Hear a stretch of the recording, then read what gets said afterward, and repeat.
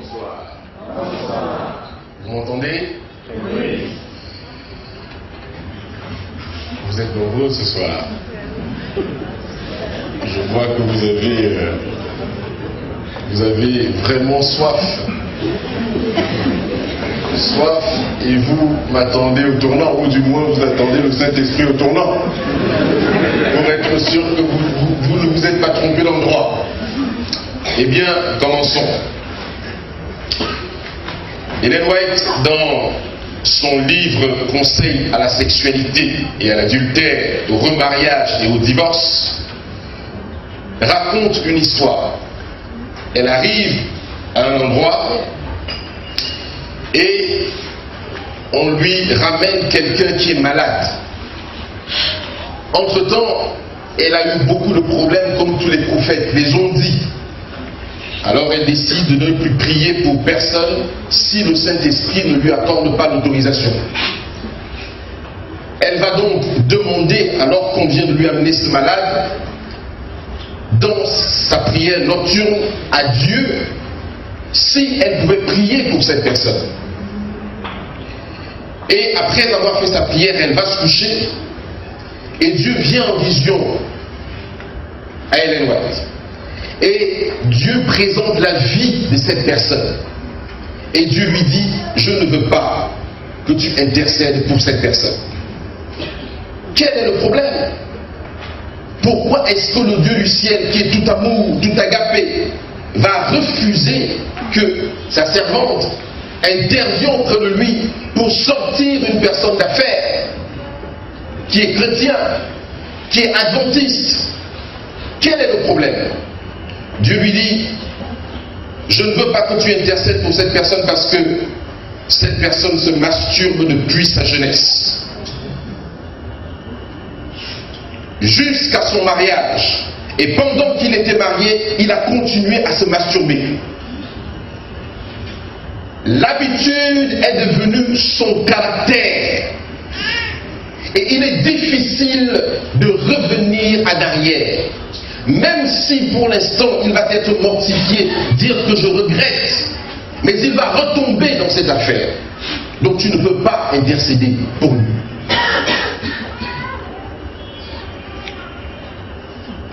L'histoire nous dit effectivement que cette personne a été touchée tel que le Seigneur l'a dit, mais quelque temps après, il est retombé dans cette affaire.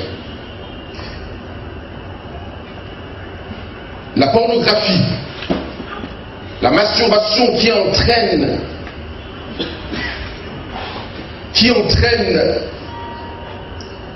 la concentration de son cerveau, qui vide le cerveau de toutes les substances qui le relient à Dieu, entraîne pas mal de choses. Pour les hommes, prépare les hommes à être des éjaculateurs précoces.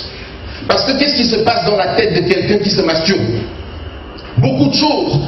Il veut à tout prix qu'une image passe dans son cerveau pour le permettre de se libérer. Le jet qu'un homme fait quand il jouit est comparé à un match de 90 minutes de football. Donc faire cela à longueur de temps, faire en sorte que non seulement on révèle le caractère de Satan qui est le moi, mais en plus, parce que c'est tout pour moi, n'est-ce pas? Il faut que je me fasse du bien. Il faut que je me fasse du bien. Donc, à force de faire ça, on devient quelqu'un qui veut se satisfaire. Si on est marié dans ce cas, on ne va plus vers sa femme parce que vous l'aimez, parce que vous voulez lui donner quelque chose. C'est toujours pour prendre. Et ces hommes-là ont compris la technique. Marions-nous et faisons tout ce que nous voulons. La sexualité cause les troubles de mémoire. Quand on vieillit, je veux dire, la masturbation. Vous entendez parler de cette maladie qu'on appelle l'Alzheimer, n'est-ce pas? L'Alzheimer est causé par la masturbation. Conseil à la nutrition, à la sexualité, au divorce, au remariage. Lisez ce livre. Maintenant, je peux vous dire bonsoir. Comment allez-vous? Est-ce que vous vous sentez mieux là? Ça va? Levons-nous, on va prier.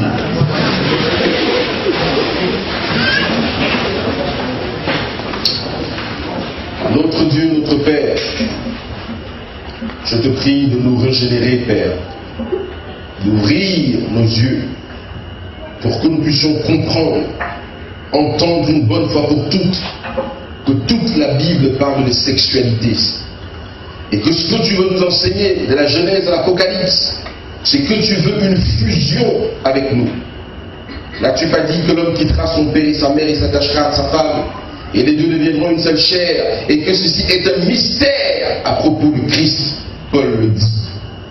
Ô Dieu du ciel, ouvre notre intelligence et permets qu'il se passe quelque chose dans un foyer ce soir, qu'il se passe quelque chose dans une âme ce soir, que nos cœurs soient retournés et regardent vers l'éternité. Père éternel, fais descendre ton esprit, que tes anges les plus puissants de l'univers entourent cet endroit et qu'ils concentrent les esprits vers la révélation de ta parole. Gloire à toi, Père, gloire à Jésus-Christ, gloire au Saint-Esprit, au nom de Jésus-Christ. Amen.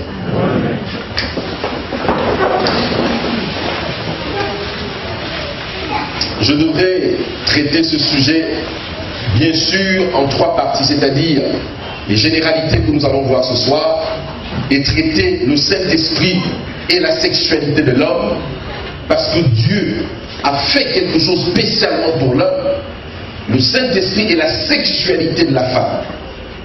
Mais nous n'avons pas beaucoup de temps et je vais essayer de tout condenser. Peut-être, si vous trouvez que la Bible dit vrai, vous allez peut-être demander, pendant que je serai encore là, de traiter ces sujets peut-être hors campagne, si Dieu le veut. Nous allons voir le contexte de la sexualité. Dans quel contexte la sexualité nous a été donnée et pour quelles raisons? Parce que ici nous sommes au beau milieu du conflit cosmique. Nous allons voir la sexualité, la sexualité. Laissez-moi regarder ça.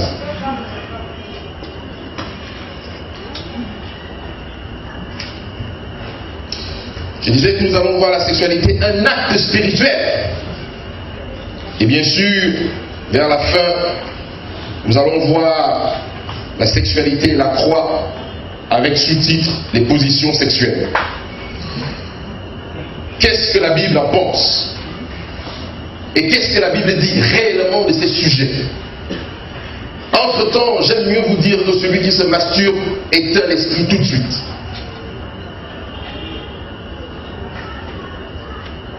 L'une des façons de neutraliser l'esprit réellement, je parle pour des gens convertis, c'est d'avoir une mauvaise sexualité.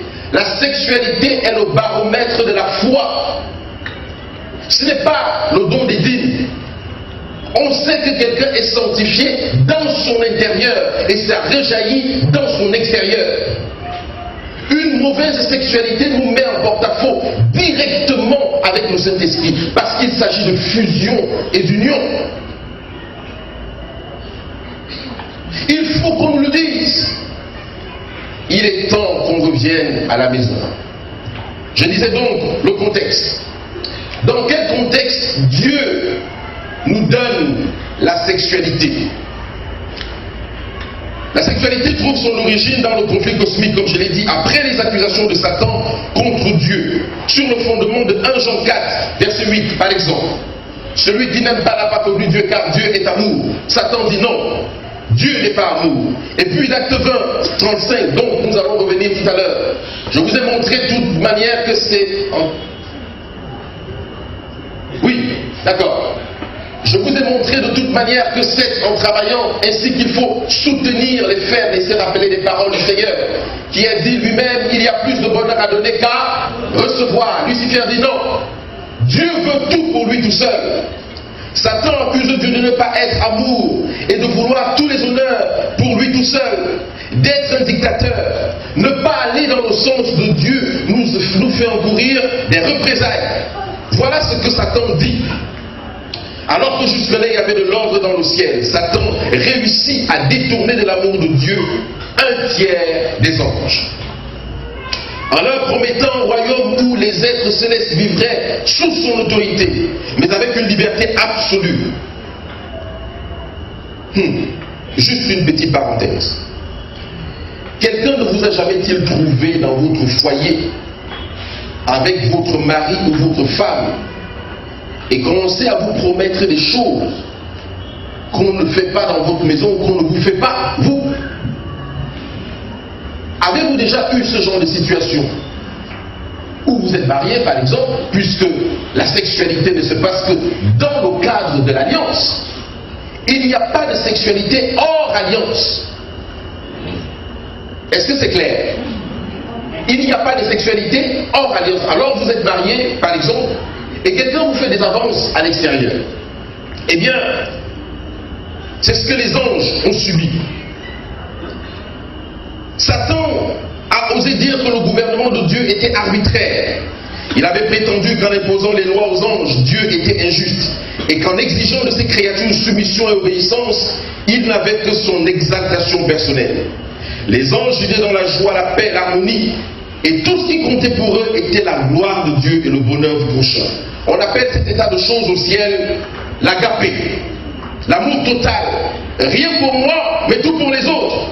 C'est ce qu'on va voir si effectivement ça se pratique dans notre sexualité. Un conflit éclata parmi les anges. Lucifer et ses anges cherchaient à réformer le gouvernement de Dieu et ils se révoltaient contre l'autorité de Jésus-Christ qui avait reçu un pouvoir illimité de Dieu le Père. Hébreux 1, le verset 6 à 8.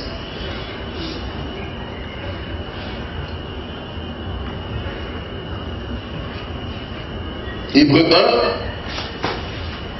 le verset 6 à 8. Alors ce verset n'y est pas.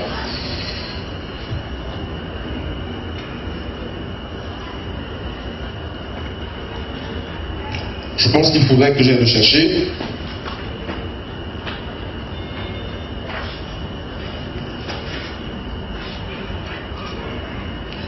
C'est un verset important parce qu'il faut comprendre le pourquoi du comment de toutes choses.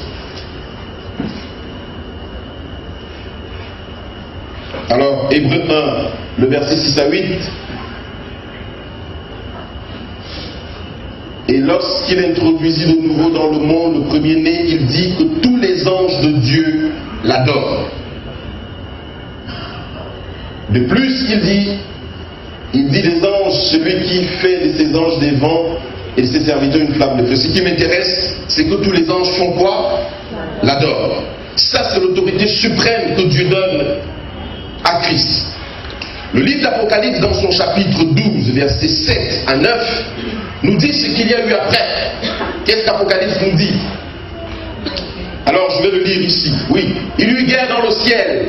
Michel et ses anges combattirent contre le dragon, et le dragon et ses anges combattirent, mais ils ne furent pas les plus forts, et leur place ne fut plus trouvée dans le ciel. Et il fut précipité le grand dragon, le serpent ancien, appelé le diable.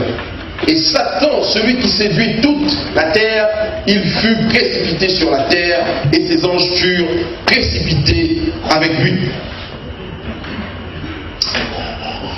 Ses anges furent précipités avec lui. Le problème, c'est que, après cette affaire, Dieu se retrouve donc dans une situation compliquée. Il vient de recevoir des accusations. Il doit se justifier devant l'univers entier, les mondes qui n'ont pas péché, les anges qui sont restés fidèles à Christ. Il doit se justifier. Et Christ, Dieu, est en train de réfléchir.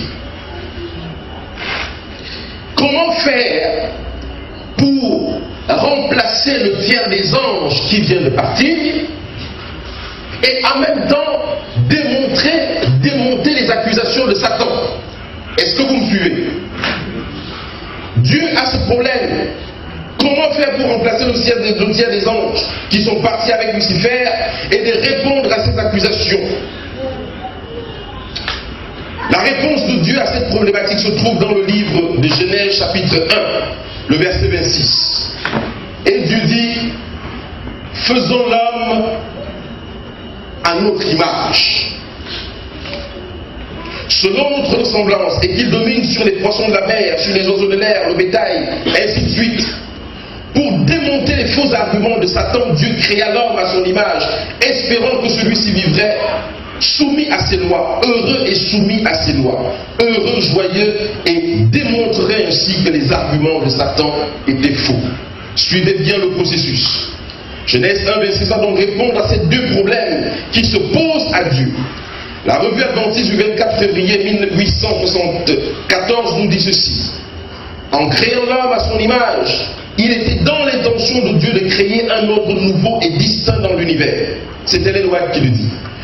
Dieu le Père demande au Fils, à Jésus-Christ, de créer un homme à leur image, qui va remplacer, écoutez bien, les anges du ciel qui sont partis et démontrer que Dieu est amour. De quoi s'agit-il ici? Dieu a compris qu'après la rébellion, le péché est rentré dans l'univers. Et que l'homme nouvellement créé peut aussi pécher contre Dieu. Dieu dit donc, faisons l'homme à notre image, en d'autres termes, mettons le plan de la justification de Dieu en place. Premier plan mis en place. Le plan de la justification de Dieu qui consistait simplement à remplacer les anges qui sont partis et à démontrer par le même moment que Dieu est amour. Je répète parce que c'est très important. En d'autres termes, Dieu dit à Christ, fais une créature qui nous ressemble, qui pourra porter la divinité sans que cette créature ne se détruise elle-même. Sauf que cette créature, c'est toi, Jésus-Christ de Nazareth. C'est toi-même cette créature. Alors crée-toi toi-même. Pour aller plus vite, Dieu, Jésus-Christ va créer l'homme. Et il va donner à l'homme ses attributs, c'est-à-dire la sexualité. Puisqu'il faut bien remplacer les anges qui sont partis, n'est-ce pas? Il faut bien en même temps, par la même chose, démontrer que Dieu est amour. Christ va donc créer un homme et lui donner ses attributs. Si Adam et Ève avaient réussi cette mission, alors Satan et ses anges auraient été détruits définitivement, remplacés par la sexualité. Hébreux 2, versets 16 à 17. C'est pourquoi Christ, entrant dans le monde, dit, tu n'as voulu ni sacrifice ni offrande, mais tu m'as formé un corps. Bien sûr, tu as bien fait de mettre l'autre là aussi, mais c'est celui-là qui nous intéresse. Car assurément, ce n'est pas à des anges qu'il vient en aide, mais c'est à la postérité de qui? D'Abraham. Donc si Adam et Ève avaient réussi le test, le problème du péché aurait été réglé. Mais l'échec de l'homme dans ce plan force Dieu à venir lui-même en sacrifice pour le péché, pour permettre à la race humaine de vivre le plan de la rédemption en Christ et de réaliser le plan de la justification de Dieu. Qu'est-ce que Dieu est en train de nous dire ici? Quand Adam et Ève échouent, Dieu se trouve en problème parce que la loi doit s'appliquer, la loi doit supprimer Adam et Ève. Mais qu'est-ce qui se passe après? Ça veut dire que le plan de la justification de Dieu échoue. C'est-à-dire que l'homme et la femme ne peuvent plus remplacer les anges qui sont partis. Et en même temps, ne peuvent plus prouver que Dieu est amour. Donc Dieu va venir au secours de la sexualité pour que le plan de la justification se mette en place. Il va venir au secours par le plan de la rédemption, cette fois-ci, de l'homme. Parce que si l'homme n'est pas revenu à la vie, il ne peut pas y avoir de remplacement des anges déchus. C'est dans ce contexte-là que Dieu va donc décider de nous donner la sexualité, l'appareil sexuel qui va permettre à l'homme de réaliser le plan de Dieu en Jésus-Christ de Nazareth. Et il va donner deux attributs à l'homme et à la femme. L'un porte la semence et l'autre transforme la semence. C'est pour ça que vous allez donner une femme du sperme. Qu'est-ce qu'elle vous donne? Des enfants. Vous allez lui donner une maison. Qu'est-ce qu'elle vous donne? Un Et si vous lui donnez des cauchemars, elle vous donne quoi? L'enfer. Sa capacité de transformer tout ce qu'elle reçoit.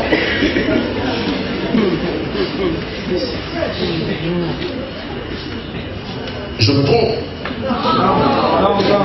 Je ne me trompe pas. Tout ce qu'une femme touche est amenée à être comment? Transformée. Et ça dépend de ce que vous, messieurs, vous leur donnez. Ça dépend de ce que vous leur donnez. À bon attendeur.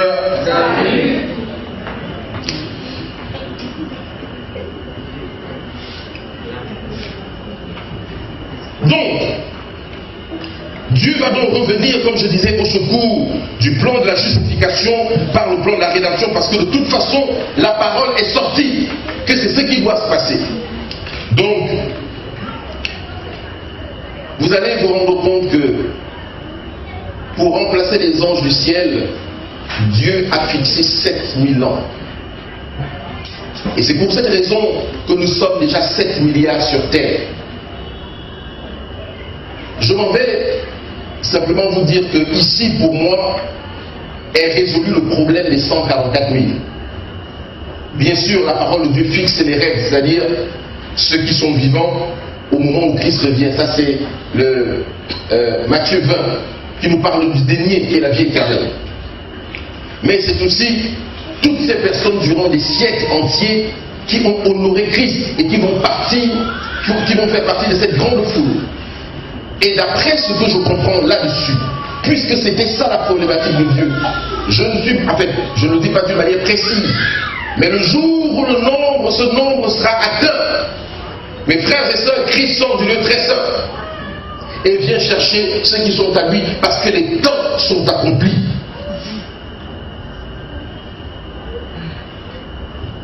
Continuons un tout petit peu. Comprenons ici que, et c'est ça, c'est là où l'Église, nous sommes encore dans le contexte, a raté sa mission. Écoutez-moi bien. 1 Corinthiens 6, verset 3. 1 Corinthiens 6, verset 3. Ne savez-vous pas que nous jugerons les anges? Et nous ne jugerons pas, excusez-moi, ne savez-vous pas que nous jugerons les anges et nous ne jugerons pas, à plus forte raison, les choses de cette vie? Qu'est-ce que ce texte essaye de nous dire? Je vous l'ai déjà expliqué, le but de Dieu est que nous puissions remplacer les anges déchus, n'est-ce pas? Et Dieu nous dit que, ne savez-vous pas que vous allez juger les anges? Mes frères et sœurs, nous sommes dans cet état de choses aujourd'hui parce que l'Église a raté sa mission. L'Église n'a pas compris que quand Dieu vous demande d'éduquer vos enfants selon le Seigneur, c'est pour qu'ils occupent des positions élevées dans le paradis.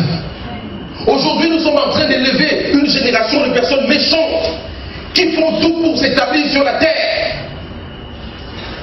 Soit un homme ou sur la terre ou dans le ciel. Nous avons raté notre éducation. Voilà pourquoi nous avons toutes sortes de choses dans l'église. Nos enfants ne suivent plus.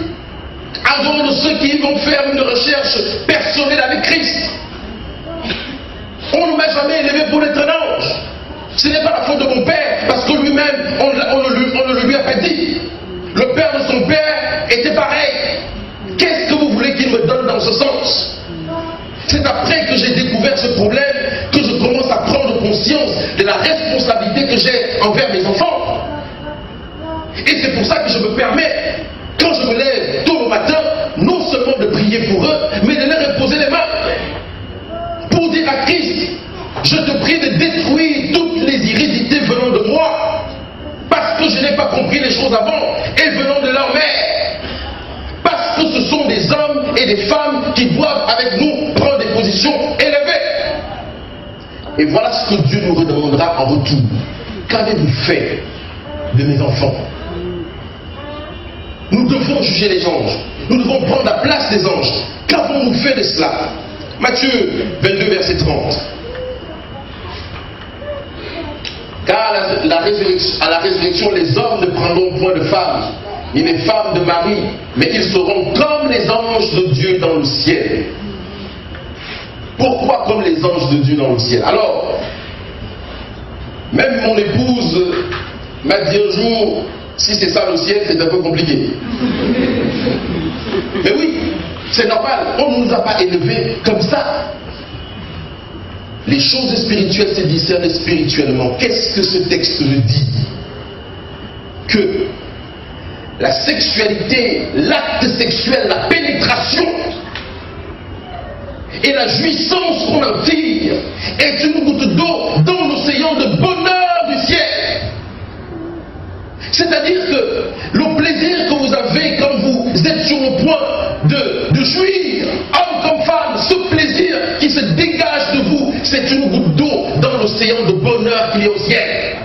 Et c'est pour cette raison que vous n'aurez pas besoin de sexualité, parce que ce serait tellement idyllique et beau que vous n'aurez pas besoin de courir derrière votre mari. Donne-moi ce que tu me dois, donne-moi ce que tu me dois.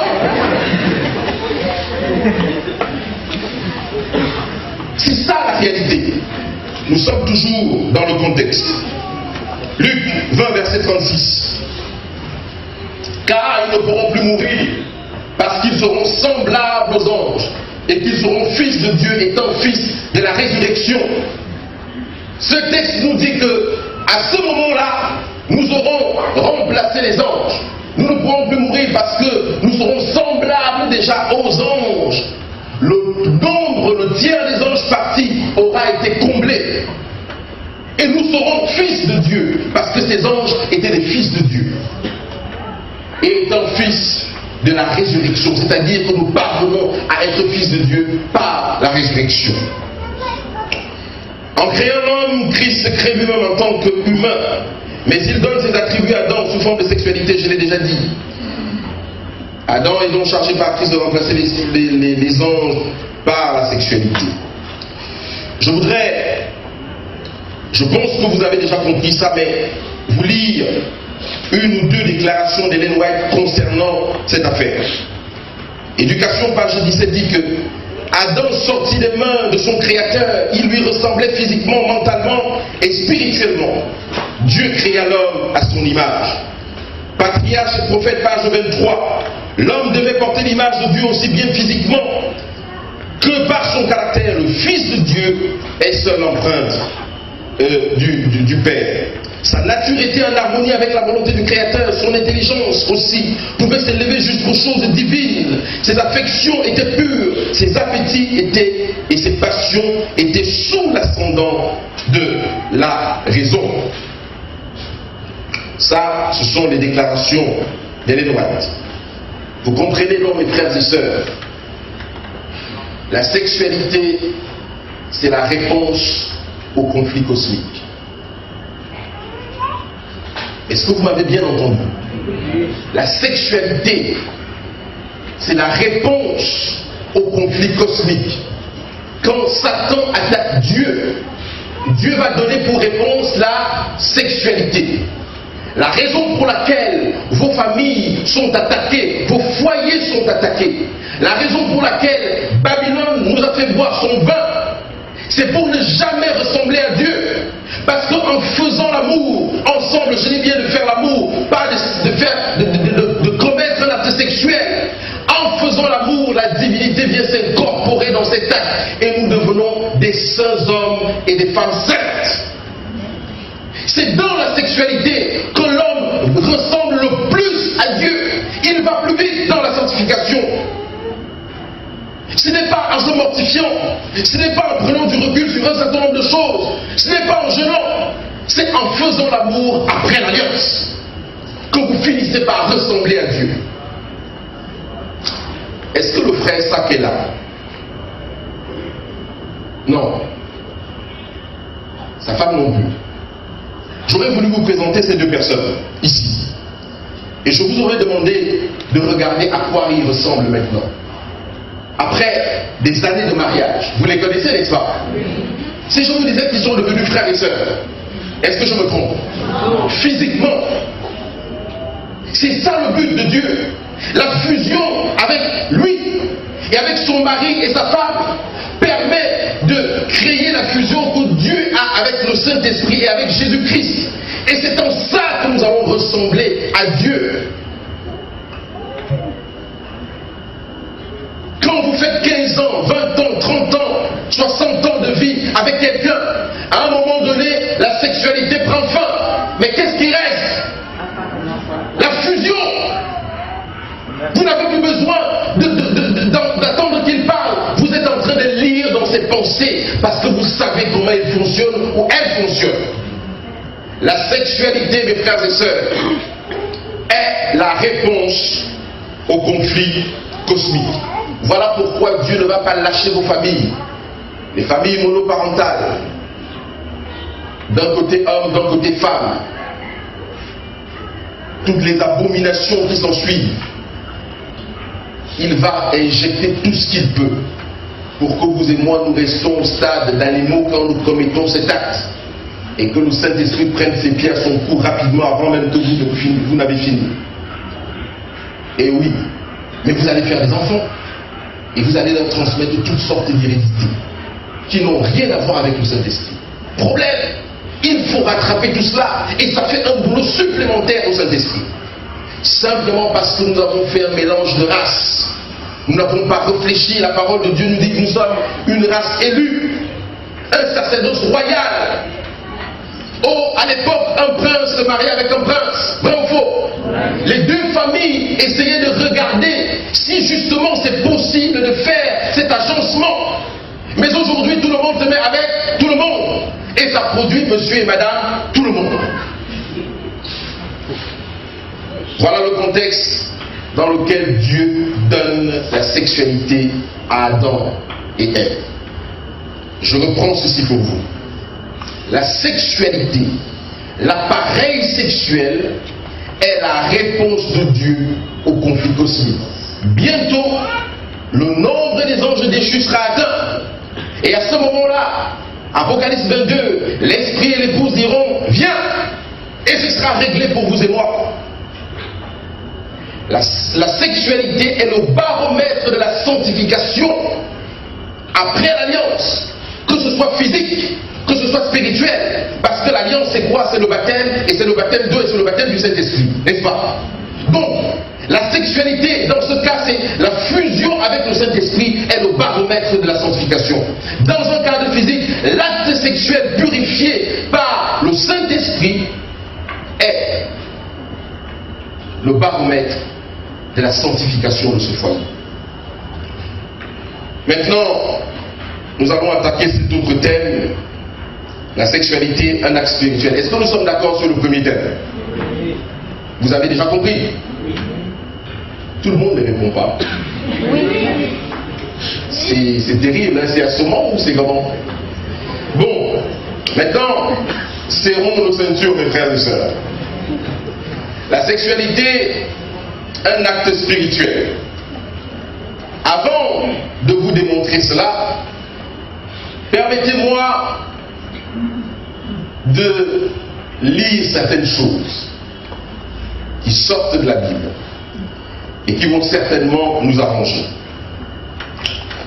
Dans les Écritures, Dieu nous parle clairement des actes sexuels qu'il désapprouve, mais aussi tous les instruments ou choses qui conduisent à une sexualité dépravée. Je voudrais qu'on puisse lire avec profit Lévitique 18.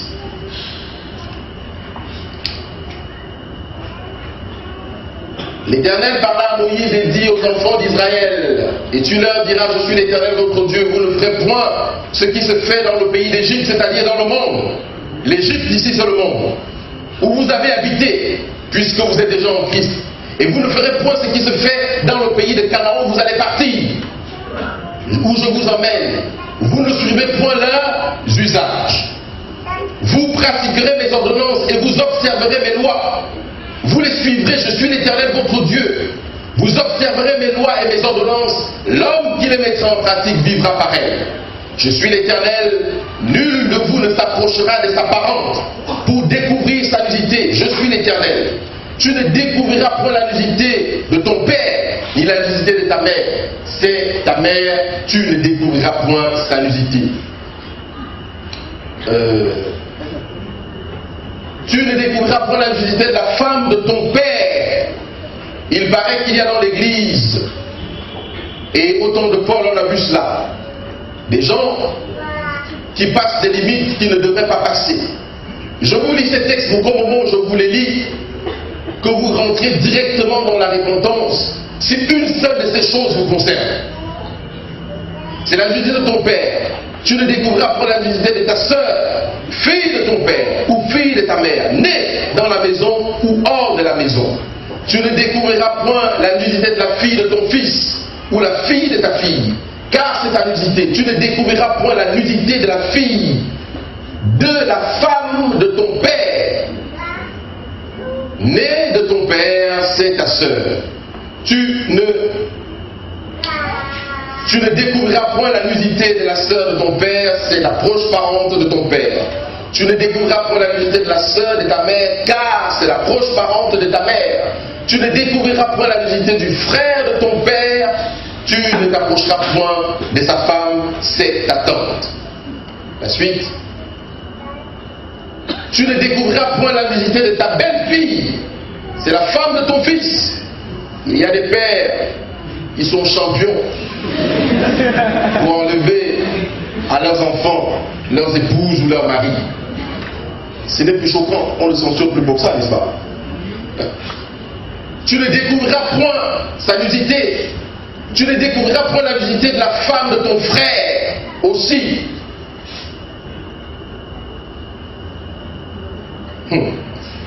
C'est la nudité de ton frère.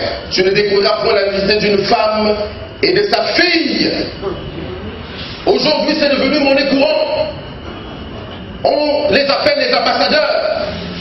Des gens qui sortent avec les mères et les filles en même temps. Et ils s'en sortent heureux. Et on en trouve à Jérusalem aussi. Tu ne prendras point tu ne prendras point la fille de son fils et la fille de sa fille pour découvrir leur nudité. Ce sont tes proches parents. C'est un crime de faire cela. Dieu n'a pas changé, mes frères et sœurs. Tu ne prendras point la sœur de ta femme pour exciter une rivalité en découvrant sa nudité, c'est-à-dire des hommes qui sont champions aussi de prendre sœur, petite sœur, ainsi de suite, tous dans la même maison.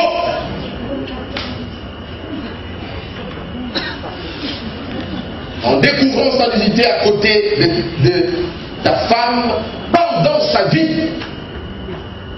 Si vous êtes concerné par cette affaire, en pensée, en parole ou en action, répentez-vous si vous voulez le Saint-Esprit. Tu ne t'approcheras point d'une femme pendant son impurité menstruelle, c'est-à-dire pendant ses règles. Combien d'adventistes pratiquent cela? Combien force la femme? Ou alors, des femmes même qui aiment ce genre de choses. N'est-ce pas? Avoir des relations sexuelles pendant qu'on est comment? Impur. Dieu n'a pas changé, mes frères et sœurs. Et quand vous faites ça, soyez-en sûrs, vous avez attristé le Saint-Esprit, il va se mettre gentiment dans un coin, parce que je vais nous dire tout à l'heure, s'il y a un péché qui touche directement le Saint-Esprit, c'est celui de la sexualité. Je vais vous donner des versets pour ça. Tu n'auras point commerce avec la femme de ton prochain. Quand ton prochain est en voyage, pour de longue date, qu'est-ce que tu fais avec sa femme? Tu proposes de l'acheter, n'est-ce pas? Coucher avec elle pendant qu'elle n'est pas là, tout en sponsorisant. Tu n'auras point commerce avec la femme de ton prochain. J'ai entendu une histoire pareille. Pour te souiller avec elle, tu ne livreras aucun de tes enfants pour le faire passer enveloppe et tu ne profaneras point le nom de ton Dieu. Je suis l'Éternel, tu ne coucheras point avec un homme comme on couche avec quoi? Est-ce que c'est clair? Tu ne coucheras point avec un homme comme on couche avec une femme. Mes frères, il se passe des choses dans le pays d'où je viens. On vient de légaliser cette affaire. Maintenant, quand je marche dans la rue et que je vois des homosexuels, si j'ai un regard frustrant pour eux, ils sont capables de m'amener en justice et me traiter d'homophobe. Mais le contraire n'existe pas. Ils ont pris la loi de Dieu et l'ont piétinée.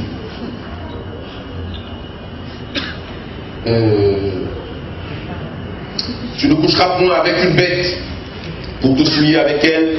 La femme ne s'approchera pas point d'une bête pour se prostituer avec elle. C'est une confusion. La parole de Dieu nous dit que c'est par toutes ces choses que Dieu a vomi ses peuples et que le pays va les vomir. Je disais que c'est une question de repentance ce soir. Maintenant, continuons notre petit bonhomme de chemin. Puisque nous avons fini avec ce verset-là, je vais vous en proposer un autre. Lisons avec profit Ésaïe 3, versets 16 à 24. Pour les ornements sexuels. L'Éternel dit parce que les filles de Sion sont orgueilleuses. C'est-à-dire les filles de Jérusalem.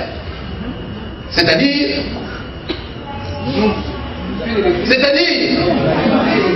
bien, marchons les filles de Sion orgueilleuses et qu'elles marchent le cou tendu. Regardez-moi, vous ne m'avez pas encore vu. Et les regards effrontés des filles aujourd'hui qui n'ont plus peur de rien. Tout pour le plaisir, tout pour la réussite, même s'il faut que je laisse mon corps en chemin. Effronté. Et te regarde en te disant, mais viens que je te montre ce que je sais faire. Viens que je te gère.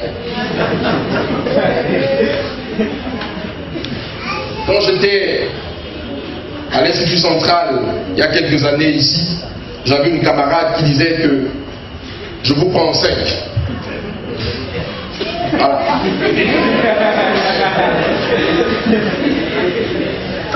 Alors, parce qu'elles vont à petits pas et qu'elles font résonner les boucles de leurs pieds, le Seigneur rendra chauve le sommet de la tête des filles de Sion. L'Éternel découvrira leur nudité.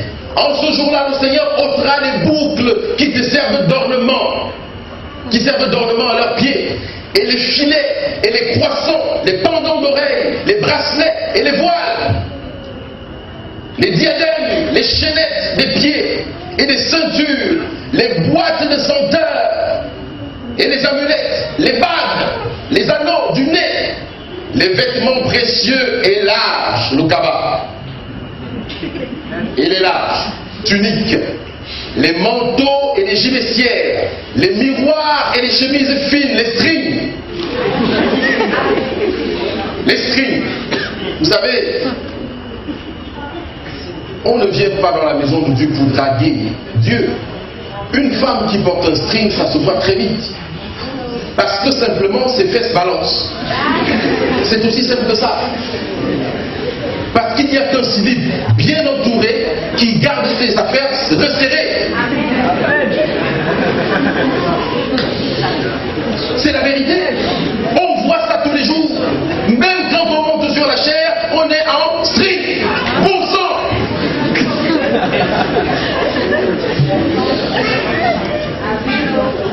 Dieu a donné une couture, un accoutrement spécial pour les sacrificateurs qui devaient offrir des offrandes et des holocaustes. Leur caleçon, on appelle ça dans Lévitique, fin leur retort, un caleçon avec une dimension bien déterminée, d'ici au genou.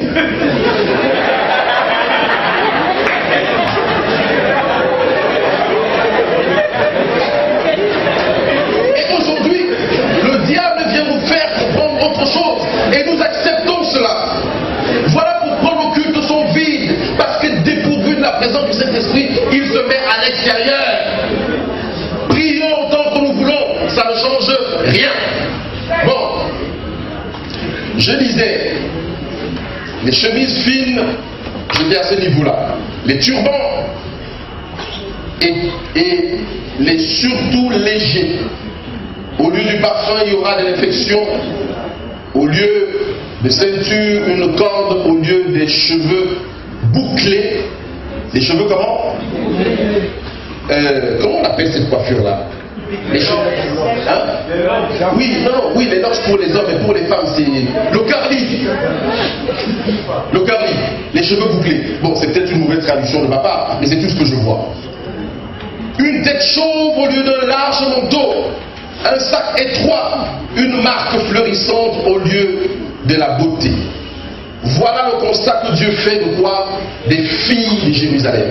Et c'est avec ces instruments que ces filles de Jérusalem marchent sur le cou tendu, effrontées et attirent les hommes pervers à elles. Combien d'enfants sont nés dans l'église sans père? C'est une nouvelle génération de personnes que nous sommes en train de créer, que Dieu n'a pas prévu. Dieu a prévu un homme et une femme pour faire un enfant.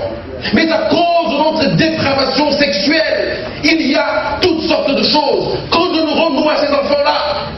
Seront-ils capables de vivre au ciel? Nous avons choisi de faire les choses hors alliance. Alors, ce n'est pas terminé. Ce n'est pas terminé.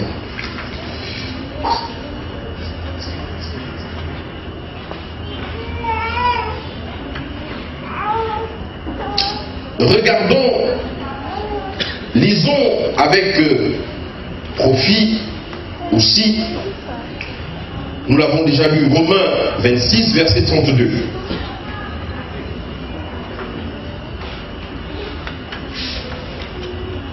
Romains 26, verset 32. Ça ne va pas assez vite aujourd'hui.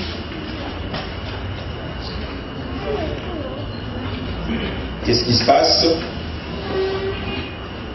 Bon, on peut peut-être avancer. As-tu un autre verset après? Pas celui que tu as après, s'il te plaît. Exode 20, verset 14, tu ne commettras point quoi? D'accord? Et le verset que tu as après, c'est quoi? Proverbe 6, verset 23 à 35. Voici ce que Dieu nous dit encore là-dessus. Car le précepte est une lampe et l'enseignement une lumière. Et les avertissements de la correction sont le chemin de la vie. Ils te préserveront de la femme corrompue, c'est-à-dire ces filles de Jérusalem qui marchent le visage effronté. De la langue doucereuse de l'étrangère.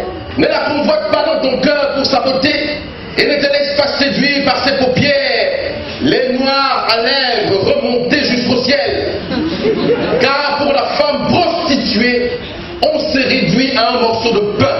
Viens que je te gère. Messieurs, est-ce que vous entendez ça? Voilà comment l'on vous traite, comme des morceaux de quoi? De pain.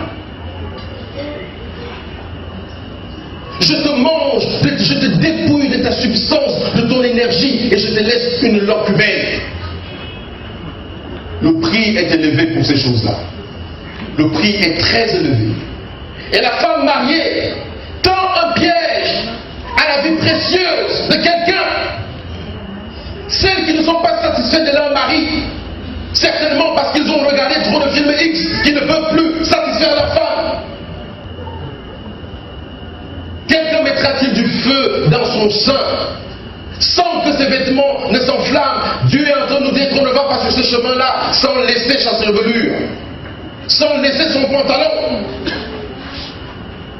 Ah, les femmes sont très fortes là-dessus pour dire que les pantalons exécutent ce que les jupes ont décidé la nuit.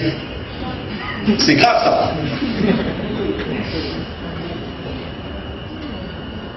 Sans que ses pieds soient brûlés. Il en est de même pour celui qui va vers la femme de son prochain.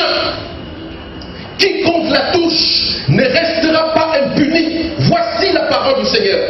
Tu touches la femme de ton prochain, quoi qu'il arrive, tu ne resteras pas comment? Impuni. On ne tient pas pour innocent le voleur qui dérobe pour satisfaire son appétit quand il a faim. Si on le trouve, il fera une restitution au septuple. Il donnera tout ce qu'il a dans sa maison.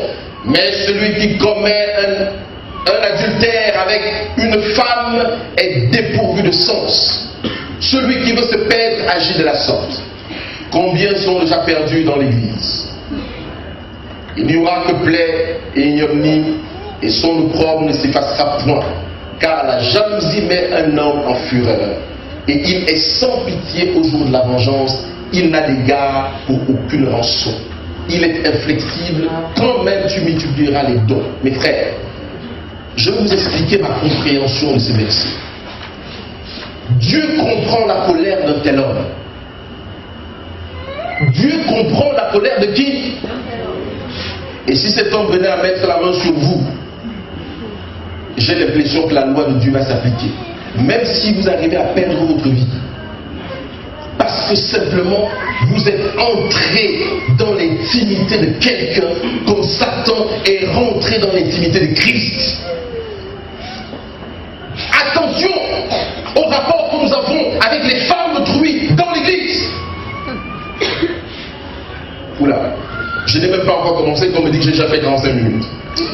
Bon, est-ce qu'on peut avancer plus vite? Alors,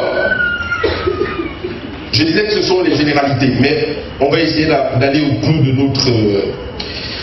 Disons que dans l'Apocalypse, le Seigneur reproche aussi de la sexualité dans l'Apocalypse. Je vous cite simplement les versets Apocalypse 2, 14 à 15. Dieu reproche quelque chose à cette église.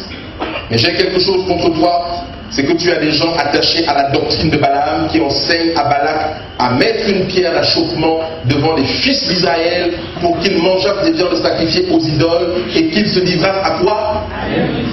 L'autre, l'interprétation de l'impudicité dans la parole de Dieu, dans le Nouveau Testament, en réalité, en original, c'est pornéia, que nous avons transformé en français en pornographie.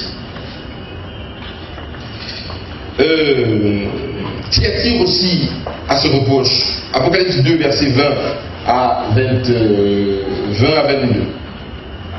Mais ce que j'ai contre toi, c'est que tu laisses la femme Jézabel, qui se dit prophétesse, enseigner, séduire mes serviteurs pour qu'ils se livrent à de la pornéa et qu'ils mangent des viandes sacrifiées aux idoles. Je lui ai donné un temps afin qu'elle se repentit. Et elle ne veut pas se repentir de son impudicité ou sa pornéa. Bon, Philadelphie, pas de reproche, mais ce qui m'intéresse ici, c'est le reproche qui nous concerne, c'est-à-dire toi et moi, Apocalypse 3, versets 14 à 21. Écrit à l'ange de l'église de Laodicée, voici ce que dit l'Amen, le témoin fidèle et véritable, commencement de la création de Dieu. Je connais tes œuvres, je sais que tu n'es ni froid ni bouillant. Le froid,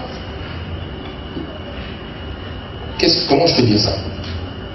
Le fait d'être froid et bouillant en même temps, je paraphrase parce que nous devons aller plus vite, c'est le mélange de ce qui est bon et de ce qui est mauvais. Pour moi, c'est le mélange de la sainteté et du péché.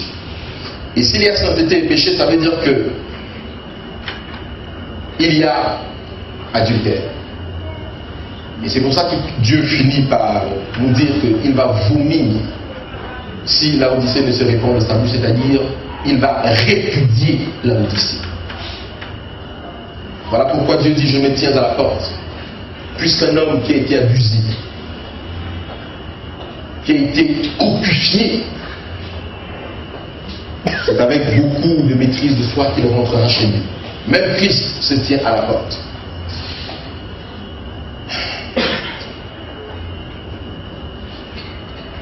Alors,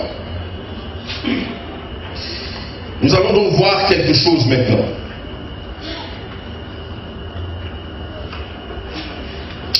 Après le péché, notre sexualité vient de deux entités.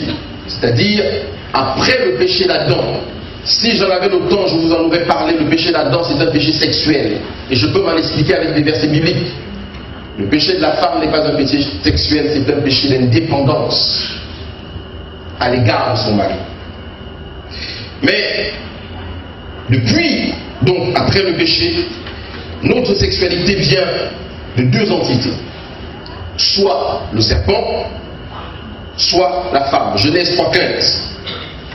Soit le serpent, soit la femme. Je mettrai une inimitié entre toi et la femme, entre ta postérité et sa postérité. Celle-ci t'écrasera la tête et tu lui blesseras le talon. Mes frères, c'est là où vient, après le péché, notre sexualité. Qu'est-ce que je veux dire par là? Donnez-moi un instant que je me retrouve. Voilà. Apocalypse 14, versets 6, 8 et 9. Je vis un ange qui voulait par le milieu du ciel, ayant un évangile éternel pour l'annoncer aux habitants de la terre, à toute nation, à toute tribu, à toute langue et à tout peuple. Il disait d'une voix forte: craignez Dieu et donnez-lui gloire, car l'heure de son jugement est venue, et adorez celui qui a fait le ciel et la terre, la mer et tout ce qui s'y trouve. Et sur ce dos, un autre second le suivit en disant: elle est tombée, Babylone la grande, qui a abreuvé de toutes les nations du vin de la fureur de son impudicité. Qu'est-ce que cet texte nous dit? En disant elle est tombée, eh bien elle est tombée. Babylone la grande, c'est la femme de Satan, qui a abreuvé toutes les nations du vin, c'est la doctrine. Le vin, c'est la doctrine. De la fureur de son impudicité. Impudicité, là, c'était de la pornéia, la pornographie, dont a abreuvé toutes les nations du vin de la fureur de sa pornographie. Voilà ce que Babylone nous offre. Combien de temps passons-nous devant la télévision pour voir ça? Nous allons revenir dans ce verset tout à l'heure parce qu'il est très important. Nous avons dit que le vin, c'est la doctrine de sa pornographie, que Babylone a enivré les nations.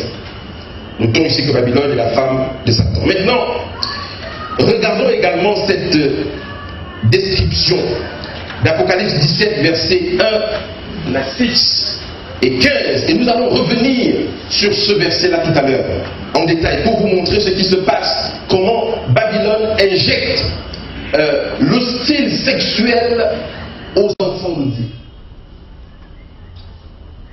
Puis un de ces anges qui tenait les 7 coupes vin, et il m'adressa la parole en disant: viens, je te montrerai le jugement de la grande prostituée qui est assise sur les grandes eaux. Les eaux ici dans l'Apocalypse, c'est les nations, les foules et les peuples. C'est avec elle que les rois de la terre se sont livrés à la pornographie. Et c'est la doctrine de sa pornographie que les habitants de la terre se sont enivrés. Il me transporta en esprit dans un désert, et je vis une femme assise sur une bête écarlate, pleine de noms de blasphème. Nous allons venir dessus tout à l'heure. Ayant 7 têtes et 10 cornes, cette femme était vêtue de quoi? De pourpre, d'écarlate, et parée d'or, de pierres précieuses et de perles. Une véritable prostituée. Connaissez-vous les enfants de Jérusalem qui s'habillent comme ça? Vous les connaissez? Elle tenait dans sa main une coupe d'or remplie d'abominations. Une coupe d'or remplie d'abominations. On va voir ce que c'est que ces abominations. Et des impuretés de sa prostitution.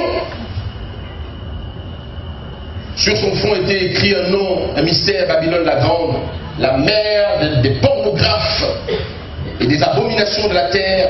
Et je vis cette femme ivre du sang des saints et les témoins de Jésus. Je vais vous expliquer ce que ça veut dire, ce verset.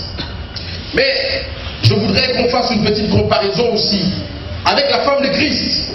Apocalypse 12, verset 1. Et voyez vous-même la différence avec ces deux femmes. Et il me dit: et un grand signe parut dans le ciel, une femme enveloppée de quoi? Du soleil, la lune sous ses pieds et une couronne de 12 étoiles sur sa tête. Elle est habillée comme qui?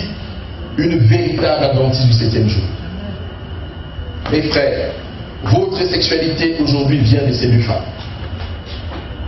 Soit elle vous vient de la prostituée babylonienne, la femme de Satan, soit elle nous vient de la femme de Christ, l'église pure. 1 Corinthiens verset 3, 1 Corinthiens 3, 16 à 17.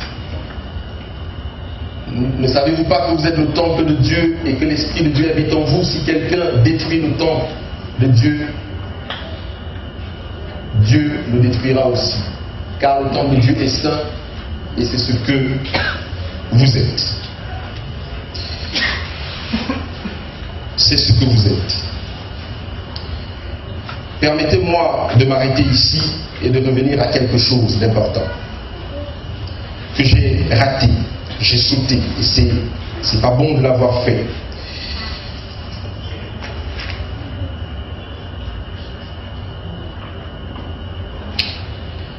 Arrêtons-nous un peu sur la création de l'homme et de la femme dans le jardin d'Éden. Le psaume 139, verset 14 nous dit « Je te loue de ce que je suis une créature merveilleuse. Tes œuvres sont admirables et mon âme le reconnaît bien. » Dans ce verset, nous avons deux choses. C'est que nous constatons que le Dieu que nous servons est le Dieu qui aime quoi? Des belles choses. Quand vous mangez un fruit, une mangue bien juteuse, qui l'a créée, donc Dieu aime bien les belles choses, n'est-ce pas? Quand vous mangez une pastèque bien sucrée, c'est Dieu qui l'a créée. Dieu aime des belles choses. Mais regardez les milliers de femmes et d'hommes, chacun avec sa taille, sa forme, avec des teintes différents. Ils sont tous beaux, ils sont tous belles, chacun en ce qui le concerne. Dieu aime les bonnes choses. Maintenant, mettons-nous à la place de Dieu un instant. Et fabriquons, créons un homme ici. On va prendre une mode de terre, on va créer les yeux, on va créer les oreilles, on va allonger la mode de terre comme le potier, on va faire les pieds, on va faire la poitrine, on va faire les mains, les doigts. Que pensez-vous que Dieu fait quand il arrive à l'appareil sexuel? Comment il va se comporter? Quand il prend cette mode de terre et la fixe droitement sur l'homme et commence à la modeler, à lui donner une forme, à quoi Christ pense? Christ pense à tout le plaisir que cet homme va pouvoir donner à sa femme d'éternité en éternité. Quand il fait la même chose pour la femme, à quoi Christ pense quand il fait ça? Parce que Dieu est le Dieu des bonnes choses. Je vais étudier un texte avec vous tout à l'heure. La parole nous dit que mon âme, je te remercie de ce que je suis une créature merveilleuse. Et mon âme le reconnaît bien. À quel moment ton âme reconnaît que tu es une créature merveilleuse? Dites-moi la vérité. À quel moment? Quand tu es en train de grimper au 7e ciel et que tu vois ce verset, c'est là que tu dois glorifier Dieu.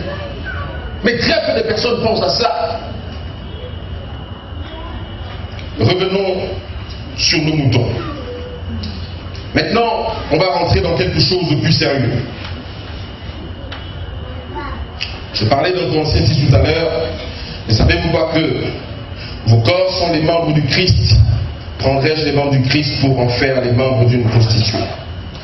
À Dieu ne plaise, la prostituée ici, comme je l'ai dit, c'est la femme de Satan, Apocalypse 17, 16. Et le texte dit, quoi, ne savez-vous pas que celui qui s'unit à la prostituée, c'est-à-dire à Babylone, la femme de Satan, n'est qu'un même corps avec elle, car les deux, dit-elle, seront une même chair. Maintenant, comprenons ce verset sous l'angle d'Apocalypse 17. Je vais commencer au verset 3. Vous allez comprendre maintenant. Il me transporta en esprit en désert et je vis une femme assise sur une bête écarlate pleine de noms de blasphème. Pleine de noms de quoi? Dites-moi, quand vous faites l'acte sexuel, on va arriver à la dernière partie. Quels sont les mots que vous prononcez pendant que vous êtes dans le plaisir? Soyons sérieux. Est-ce qu'il y a des enfants dans la salle? Je suis désolé, mais je suis contraint à un devoir de vérité. Qu'est-ce que vous vous dites? Qu'est-ce que Babylone, cette femme-ci, vous enseigne à dire pendant que vous êtes en train de commettre l'acte sexuel? Qu'est-ce qu'elle vous demande de dire? Vous voulez l'entendre ici ou pas? Ah ben oui, là ça murmure. C'est normal.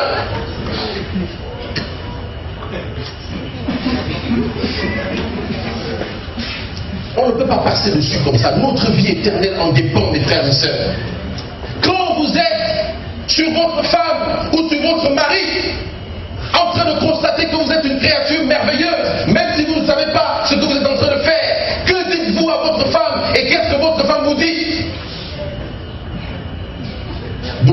t'aime. D'autres disent je t'appartiens. Oui, d'autres disent suis-moi, tu es mon chien, tu es ma chienne. Je ne suis pas en train de rire. Je ne suis pas en train de rire. D'autres disent oui. J'ai peur de prononcer ce genre de mots pour les enfants qui sont là. Quand on dit, remets-moi le verset s'il te plaît. Remets-moi le verset. Quand on dit plein de noms de blasphème, mes frères et sœurs, c'est Babylone qui vous a enseigné à dire ces mots et de cette façon. Parce que vous l'avez vu dans des films pornographiques, parce que vous l'avez vu à la télévision, parce que vous l'avez fait en vous masturbant. Alors Satan a injecté toutes sortes de choses dans vos têtes. Surveillez vos enfants. Demandez-leur quand ils sortent où ils vont. Qu'est-ce qu'ils vont regarder? À minuit aujourd'hui, allumez votre télévision, vous allez voir ça. Ce que je suis en train de vous dire. Et c'est en clair, c'est-à-dire non crypté. Tout le monde peut y accéder. Et vous voyez comment on est en train de blatérer tout ça, baise-moi, essaie de suivre. C'est ça, les blasphèmes de Babylone. Et à partir du moment que vous et moi, enfants de Jérusalem, nous commençons à prononcer ces blasphèmes, comme Babylone le dit, alors le Saint-Esprit prend ses pieds à son cou et Satan rentre dans votre relation sexuelle. Et là, il devient le maître. Vous devenez simplement et purement des animaux. Avez-vous déjà entendu parler des singes bonobos? Ce sont des gens, des animaux qui font ça en longueur de journée, à qui ils veulent entendre, à toutes les positions, et même partout, sans réflexion. C'est un instinct pour eux. Tout pour le plaisir. Voilà les noms des choses que nous lisons devant le Dieu très haut. Avec pour spectateurs les anges. Ils ferment leurs yeux parce que ça ne correspond pas à ce que Dieu a prévu. Alors,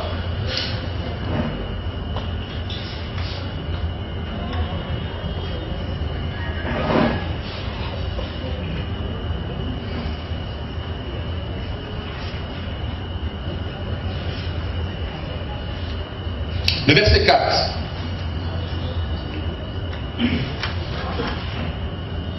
Cette femme était vêtue de pourpre et d'écarlate et parée d'or. Babylone vous enseigne à émousser votre sexualité et la sexualité de la personne en face, c'est-à-dire l'homme ou la femme qui est en face de vous, en vous habillant d'une certaine façon. C'est pour cela que, mes frères et sœurs, Dieu nous a donné une mode, une façon de s'habiller, une façon de faire. Si nous n'allons pas dans ce sens, nous exaltons Satan.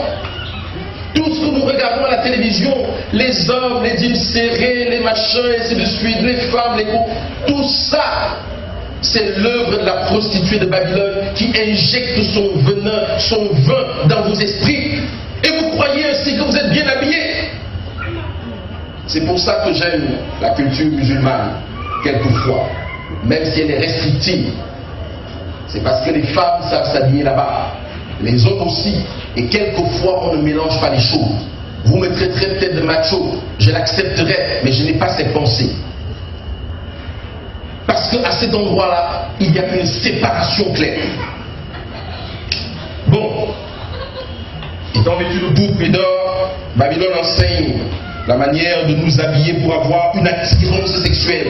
Nous dit également ce qu'il faut joindre à nos tenues, l'or, des pierres précieuses, des perles. Voilà pourquoi la coupe qu'elle tient dans sa main est remplie d'abomination, c'est-à-dire de perversité. Remplie d'abomination. Quand tu commences déjà à dire tout ce genre de mots, et quand tu t'habilles d'une certaine manière, que quand cet homme te voit ou cette femme te voit, la seule chose à laquelle elle pense, c'est d'aller coucher avec toi. Elle ne pense plus à t'aimer. Elle pense juste à te grimper dessus. Et qu'est-ce qui va s'en suivre dans ce genre de sexualité? Il va s'en suivre une perversité, puisqu'elle est pleine de noms de blasphème. Et là, on va trouver, quand on est comme ça, quand on s'habille comme ça, on va trouver la sodomie en bonne et due place. Oui, parce que vous êtes ce que vous représentez. On va trouver l'homosexualité, on va trouver les masochistes, on va trouver les échangistes. Il y a une nouvelle mode maintenant, le blanc à 3 ou à 4. Plus on est fou, plus c'est bon. On va trouver la pédophilie. Je ne me satisfais plus des hommes normalement constitués, je vais me satisfaire des enfants. Pourquoi? Avez-vous déjà vu les jeunes filles? Oh, nous sommes à l'été en France, il fait extrêmement chaud actuellement. Voyez les petites filles de 16 ans, de 15 ans. Si tu n'es pas averti et maîtrisé par l'esprit, tu cherches ton chemin rapidement pour ne pas faire quelque chose que tu risques de regretter. Les incestes, c'est devenu monnaie courante même dans nos églises. L'adultère, apprécier la femme de l'autre, la fornication, la masturbation et autres fantasmes. Alors, il faut que je vous parle de deux choses. Dans ces abominations, il y a deux choses que j'aimerais alors. Et autres fantasmes qui exaltent la chair, bien sûr comme la pornographie, le voyeurisme. C'est-à-dire fixer la femme d'autrui, la déshabiller, le mari d'autrui du regard. Et imaginer ce qu'on est en train de faire avec elle, alors que la pauvre est en train de porter le sachet de dîmes devant l'assemblée.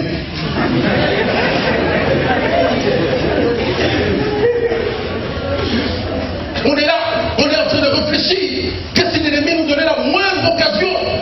Si cette affaire pouvait être un fusil ou un tir à distance, ce serait réglé ça.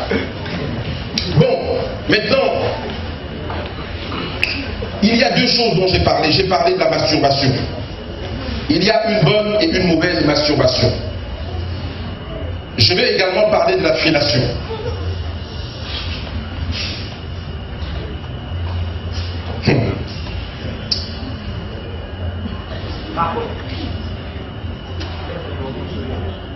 D'accord.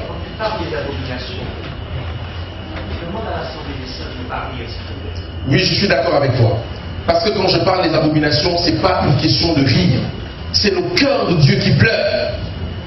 Puisque c'est pour ça que vous et moi, nous adressons des prières et qu'elles ne sont pas exaucées. C'est la vérité. Alors, je n'ai trouvé nulle part dans les Écritures, ni dans l'esprit de prophétie, où la parole interdit la fellation. Soyons clairs. Il n'y a pas de texte biblique, ni dans l'esprit de prophétie, où la parole interdit la fellation. Je sais que nous sommes en plein dedans, et qu'au moins une partie de cette assemblée pratique cette affaire. Mais le problème ici, et le conseil que je peux donner, c'est de savoir qu'est-ce qu'on a en tête quand on va pratiquer cette affaire. Qu'est-ce qu'on a en tête? Est-ce que c'est mon plaisir personnel? Est-ce que c'est acte 20-35? Je vais pour donner à mon épouse quelque chose. La fellation pour les hommes, la fellation c'est pour les hommes, et un terme de jeune que vous appelez le cunnilingus. C'est-à-dire un homme qui va lécher le sexe de son épouse. Dieu est clair sur ses propos. Peut-être que vous ne le savez pas. Et vous allez découvrir tout à l'heure que Dieu a assisté à tout ça. Il assiste tous les jours.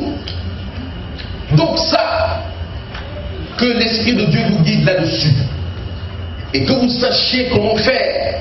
Parce que votre sanctification en dépend. Si vous n'êtes pas clair sur ces sujets, prions encore. Et les portes de Jérusalem se ferment progressivement. Maintenant la masturbation. Il y a une bonne et une mauvaise masturbation.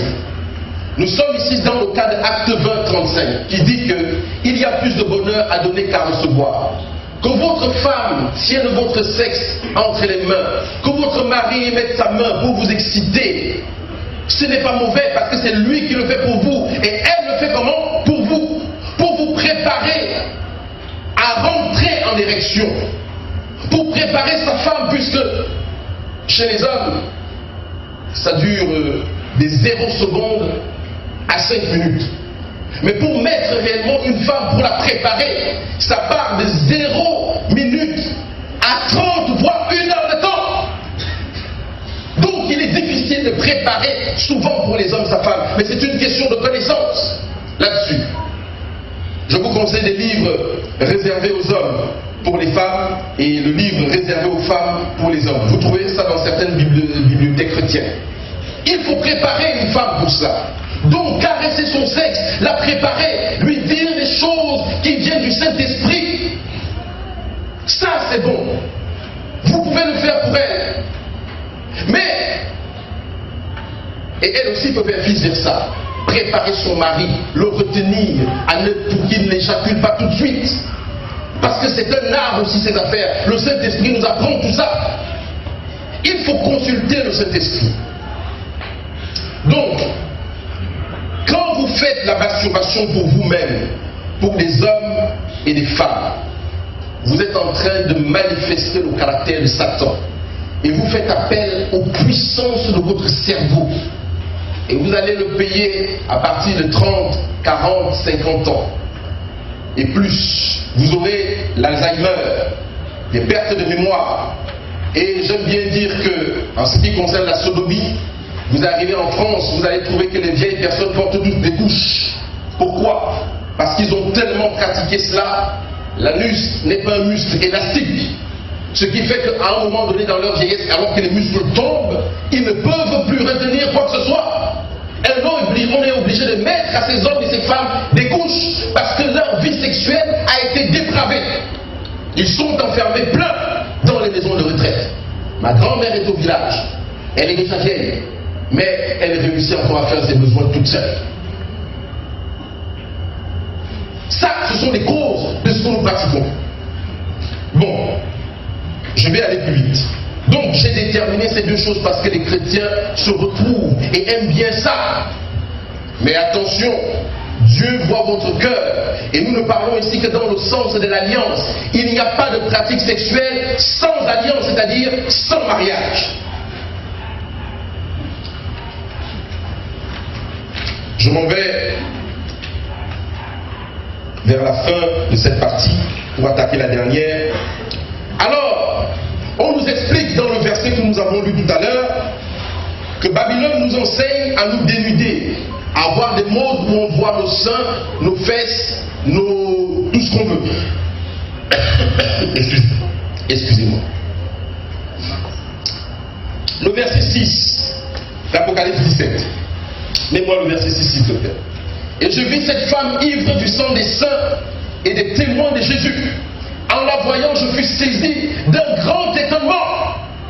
Frères et sœurs, amis auditeurs, écoutez bien. La majorité des hommes qui prêchent la parole de Dieu, la Babylone a bu leur sang. La Babylonienne a bu leur sang. Qu'est-ce que ça veut dire? Pendant que tu viens ici, nous prêcher les charmes du Christ. Si ta sexualité n'est pas pure, tu corresponds à ce verset. C'est-à-dire que je vis cette femme ivre du sang des saints. Elle est ivre du sang des saints comment? Parce que la majorité des disciples de Jésus tombent dans son piège de sa sexualité. Et les hommes et les femmes de ce siècle ont compris la technique comme pour gruger Dieu. On se marie et alors on peut faire tout ce qu'on veut avec. Que le lit conjugal soit exempt de souillure. La souillure, c'est tout ce qui se pratique, qui n'a rien à voir avec le Saint-Esprit. C'est en cela que cette femme a bu le sang des témoins de Jésus.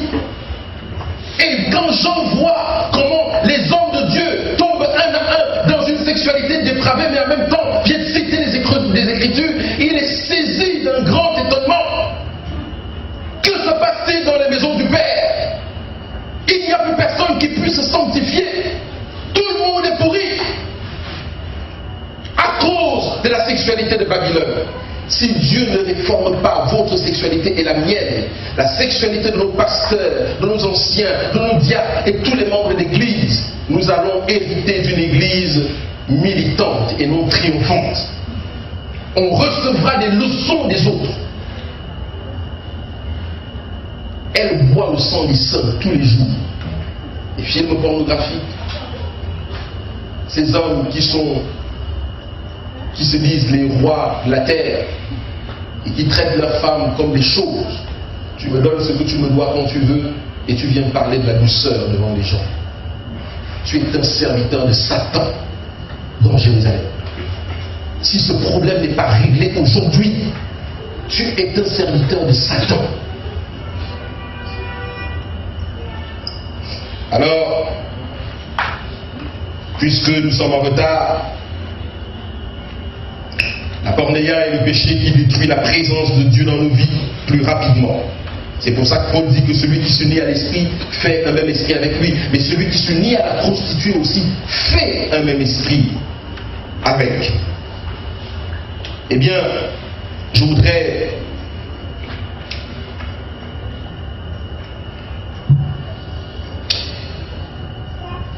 maintenant aller vers la fin. Je suis obligé de sauter certaines choses parce que le temps nous fait défaut. L'homme, quand Dieu a remarqué le besoin d'Adam, il va coucher Adam sur le sol. Il va enlever une côte d'Adam et il va faire la femme. Entre-temps, Adam est en train de dormir. Il était allé là sur le sol avec son habit de lumière qui était en réalité transparent pour sa femme, mais il n'y avait pas de honte.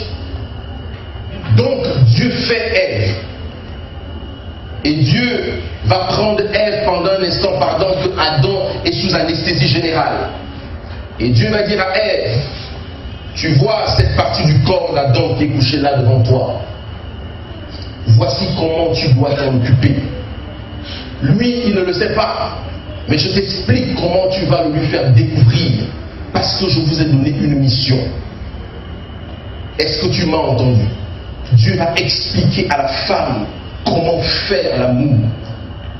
Il y a deux personnes dans cet univers, messieurs, écoutez-moi bien, qui peuvent vous apprendre à faire l'amour. Dieu et la femme. Si vous voulez savoir comment atteindre le point G, que vous passez des nuits entières à chercher, elles sont capables de vous apprendre cela. Ça dépend de ce que vous leur donnez. Et quand Adam va se réveiller, entre-temps, Dieu, quand il crée quelque chose, a toujours dit, tout est bon, tout est bon, tout est bon, tout est bon. Quand Adam va se réveiller, il va s'exclamer, cette os de mes os, chair de ma chair. Et j'imagine Adam en train de dire cela, en train d'aller vers son épouse pour l'embrasser. Et hop, Dieu est en face, les anges sont en face. Ils vont bien voir si Ève et Adam ont compris leur mission sur terre. Et pendant qu'ils sont en train de s'accoupler, les anges sont en train d'applaudir. Amen. Amen. Vous ne me croyez pas. Vous ne me croyez pas. Vous ne l'avez jamais entendu, certes. Mais c'est une réalité. Puisque après Dieu va dire, tout est maintenant très bon. Pour que Dieu dise que tout est très bon, il faut qu'il vérifie si la machine qu'il a mis en place fonctionne bien. Et c'est comme ça que l'homme va rencontrer l'homme. Et que maintenant nous pouvons rentrer dans le sabbat de l'Éternel où Dieu rencontre l'homme. La relation verticale vient de s'établir, la relation horizontale maintenant va s'établir. C'est pour ça que le juif ne célèbre pas, ne salue pas le sabbat comme nous. Le juif célèbre le sabbat d'abord en lisant les textes bibliques, mais aussi avec son épouse pour dire à Dieu merci de nous faire rentrer dans l'éternité au travers de cet acte. Il y a des gens ici qui disent qu'ils ne font pas l'amour le jour du sabbat, n'est-ce pas?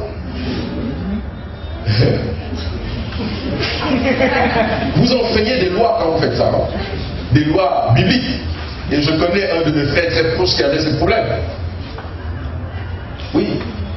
Parce que c'est là où s'applique. Ne refuse pas à la femme ce que tu lui dois, ou au mari.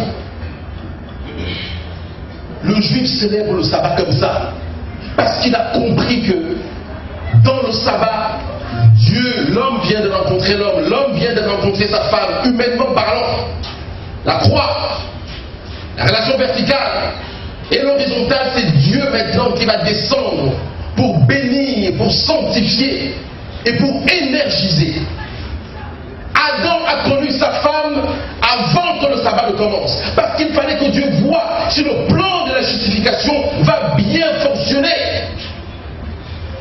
Et les anges étaient là. Un concert de musique religieuse était au ciel. Et je comprends aujourd'hui qu'à cause de la dépravation de cette affaire, les hommes et les femmes de avant de faire cela. J'ai dit tout à l'heure que la sexualité, les choses que nous regardons, la pornographie, a créé ce qu'on appelle chez les hommes d'aujourd'hui l'éjaculation précoce. Comment résoudre ce problème? Eh bien, c'est très simple. Vous voulez le savoir? C'est très simple. Jeûner. Vous m'avez entendu? Comment? Il faut? Parce que le jeûne n'est pas seulement une activité spirituelle, mais le jeûne impacte votre physique. Le problème, c'est que, avec toute la masturbation que vous avez fait depuis des années, vous ne pouvez plus que vivre pour votre plaisir personnel. Et vous allez faire que 5 minutes, 10 minutes, non, même pas 5, 2 minutes. Et ça vous gêne, vous ne pouvez plus satisfaire votre femme. Le problème, c'est que vous êtes un homme pressé. Et d'ailleurs, mesdames, si vous voulez voir à distance si c'est un homme pressé, s'il a subi beaucoup de masturbation, regardez combien il mange. Si vous lui donnez un plat tout de suite, en 3 secondes il a terminé, c'est aussi comme ça qu'il fait. Je le dis. L'homme qui a la maîtrise de ces choses va manger lentement, doucement, consommer, prendre le temps de satisfaire l'autre. Donc comment revenir à cet équilibre? C'est de jeûner. Dire au corps que mon corps, je veux te priver de quelque chose. Je veux t'apprendre à attendre, à maîtriser le temps. C'est comme ça que vous sortez de là. Je vais répondre à vos questions. Est-ce que j'ai vu des films pornographiques? Oui, je l'ai vu. Est-ce que j'ai pratiqué la masturbation? Oui, je l'ai pratiqué. Donc je ne suis pas en train de vous raconter des histoires. Ah là au moins ça met tout le monde d'accord. Hein. Ça met tout le monde d'accord. Je ne suis pas un marabout. Ce sont des choses que j'ai pu découvrir dans la parole et que j'ai pu expérimenter. Parce qu'il y a des situations dans la vie qui vous dépassent. Je prie le Seigneur Jésus-Christ de nettoyer ma mémoire morte pour que je sois un homme définitivement libre et sanctifié totalement. Amen. 30 ans, l'image dure dans le cerveau de l'homme. Quand vous avez pratiqué quelque chose pendant des années, il suffit que vous entendez un mot. Ça vous renvoie directement ces images. Et les ennemis de l'intérieur se manifestent avec ceux de l'extérieur. Et si vous n'avez pas l'Esprit de Dieu qui met une séparation à ça, vous êtes mort. Surveillez vos enfants, mesdames et messieurs. Sans ça, ils vont se perdre. Maintenant, dernière partie, j'en ai trop dit là-dessus. La sexualité, la croix, les positions sexuelles.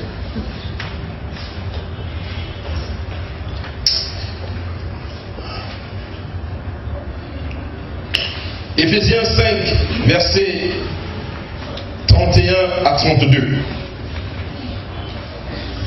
C'est pourquoi l'homme quittera son père et sa mère et s'attachera à sa femme, et les deux deviendront une seule chair. Ce mystère est grand, je le dis par rapport à Christ et à l'Église. Ça, c'est peut-être une métaphore, mais c'est quelque chose de spirituellement vrai. Dans une sexualité, il faut établir que c'est dans l'alliance. Voilà pourquoi il est dit, l'homme quittera son père et sa mère et s'attachera à sa femme. Ce n'est qu'à partir d'ici que l'on parle de sexualité.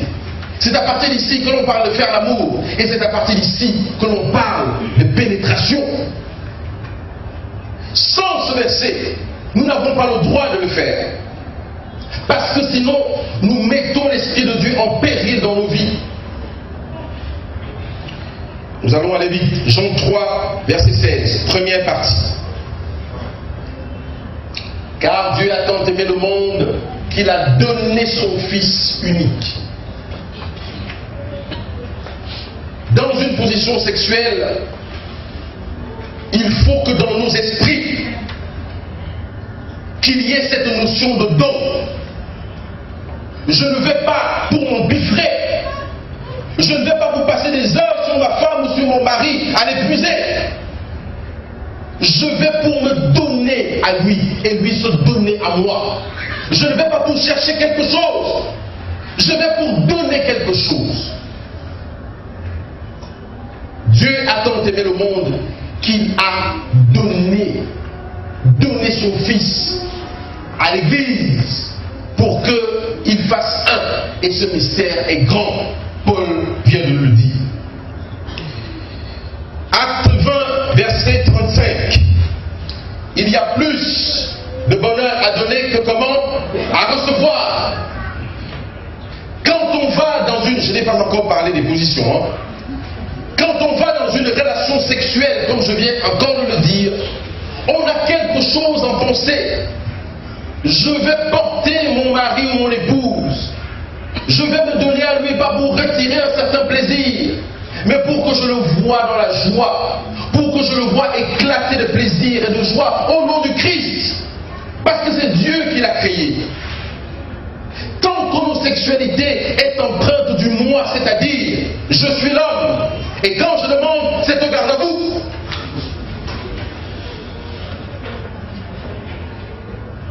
Ce n'est pas ça que l'Évangile nous enseigne. Une vie sexuelle épanouie, c'est une vie sexuelle qui est un don. Maintenant, parlons des positions sexuelles ou ce qu'on trouve dans des positions sexuelles. Ou ce qu'il faut trouver dans une position sexuelle. Galates 5, verset 22. Mais le fruit de l'esprit, c'est l'amour, n'est-ce pas? C'est la joie. Mes frères et sœurs, quand vous êtes sur le point de faire l'amour, rassurez-vous pour que le Saint-Esprit participe à ça, que avec la personne vous êtes en accord. Ce n'est pas un coup de force, ce n'est pas une obligation. Que tout ce qui m'intéresse c'est de jouir et c'est tout, je dors. Même si tu n'es pas d'accord, il faut quoi? La joie. Il faut aussi la paix. Messieurs et mesdames, la parole de Dieu dit ceci. Hommes, respectez vos femmes, considérez-les comme devant hériter de la grâce avec vous, pour que vos prières, je paraphrase, puissent monter vers le ciel. C'est-à-dire, s'il n'y a pas de paix dans une relation sexuelle, c'est-à-dire, une fois de plus, si vous êtes dans des difficultés, et malgré ça, vous voulez aller dans une relation sexuelle, c'est faux. Puisque les positions que vous allez utiliser sont des dons que vous donnez à votre mari, vous vous découvrez à votre femme, vous vous montrez sous toutes vos coutures, debout, couché, assis, rampant, comme vous voulez. Mais vous êtes en train de vous montrer comme personne d'autre ne vous voit. Donc il faut la paix. Mais il faut aussi la patience dans une relation sexuelle. Attendre l'autre, ne pas être pressé, de prendre mon pied, voir dans quelle mesure nous pouvons aller ensemble vers le plaisir et exploser de joie. La patience, c'est ce qui nous manque dans la majorité des choses que nous faisons aujourd'hui. La capacité de vouloir prendre vite, terminer. Et puis on dort, on ronfle. Et pendant ce temps, puisque la femme prend beaucoup plus de temps, elle te regarde, elle te méprise, elle te traite de bon à rien, parce que tu n'as pas encore compris qu'elle n'est pas satisfaite. Mais toi, comme ça dure 3 secondes, ça va. La patience. La bonté aussi doit faire partie de nos positions sexuelles. C'est-à-dire ne pas apprendre à humilier l'autre. Il s'agit de dons. Quelles sont ces positions sexuelles où on attache les mains d'un côté, la cuisse là-bas, la jambe là-bas? C'est quoi cette affaire? Est-ce que c'est comme ça qu'on se donne à quelqu'un que l'on aime? On appelle ça assujettir quelqu'un. On appelle ça l'esclavage.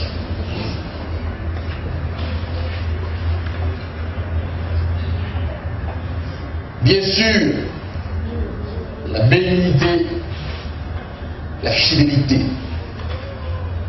Il faut être fidèle à son acte sexuel, à son mari, à sa femme. À cause de ce que Babylone nous renvoie comme image, pendant que je suis en train de faire l'amour à ma femme ou à mon mari, je suis en train de penser à ce bel homme ou à cette belle femme aux longues cuisses que j'ai vues dans la journée, et je suis en train de m'imaginer avec elle. Je disais que je parle des généralités, mais si le Seigneur m'en accorde l'opportunité, je parlerai de la sexualité de l'homme et de la femme, de l'homme et l'esprit, de la femme et l'esprit. Chacun a son rôle. Et la douceur. Mes frères, vous qui faites des matchs de catch, des combats de boxe, vous êtes contents de dire que j'ai fait des heures. Vous n'êtes pas en train de glorifier Dieu. Parce que dans un acte sexuel, dans une position sexuelle, l'esprit exige la douceur. Alors les Africains sont des violents. Oui. Et après, ils disent que c'est comme ça que j'impose à ma femme de me respecter. Parce que quand je fais ça, je le fais droitement et bien. Et elle ne peut pas me parler n'importe comment. Messieurs, vous avez raté le chemin. Ce n'est pas le chemin de la croix. Et vous ne rentrerez pas dans le royaume des cieux avec ça.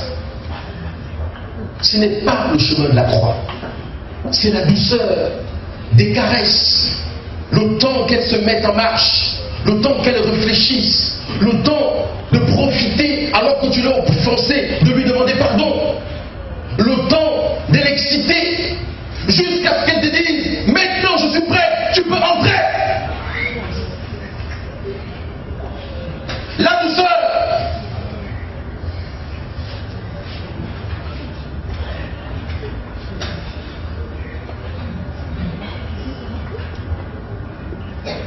Ce n'est pas ça la croix. La tempérance, mes frères et sœurs. Il y a des gens qui pensent que comme on est marié, alors il faut faire cette activité tous les jours. Vous allez mourir plus vite que vous ne l'avez prévu. Parce que vous êtes en train de parler de 90 minutes d'activité de football en quelques secondes. Vous pratiquez cette activité tout le temps comme ça. Non seulement vous allez très vite tomber dans la routine, vous allez commencer par avoir ailleurs, et la sexualité de Babylone que vous avez pratiquée avant ou après va vous rattraper. On se prépare pour faire ça. Il faut une manière de manger. Quand on se prête à faire ça, les hommes conscients même pour quelques-uns, jeûnent d'abord pour dire Seigneur, je vais me rapprocher de ma femme, ta servante, prépare mon cœur à ne pas battre trop vite. Il faut préparer cette affaire. La tempérance. Dans certains foyers, on fixe des jours pour cela. Les jours de paix, les jours de réconciliation. Il y a une manière de faire ces choses-là.